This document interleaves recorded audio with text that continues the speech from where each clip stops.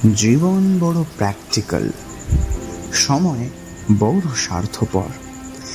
দুটোরই অনেক মিল, কেউ কারোর জন্য থেমে থাকে না। জীবনের গল্প আছে বাকি অল্প।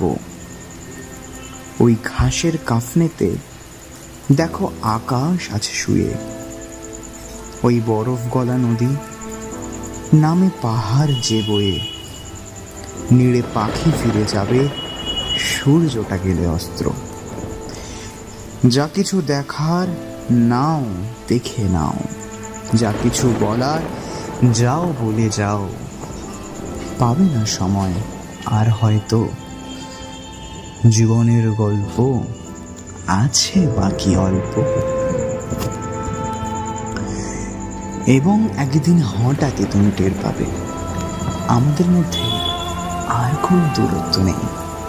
সাপসাপন্ত, ঘেন্না, অপবাদ ইত্যাদি যা কিছু আশঙ্কাজনক সবকিছুই উধাও হয়ে গিয়েছে আমাদের সারল্যের মতো।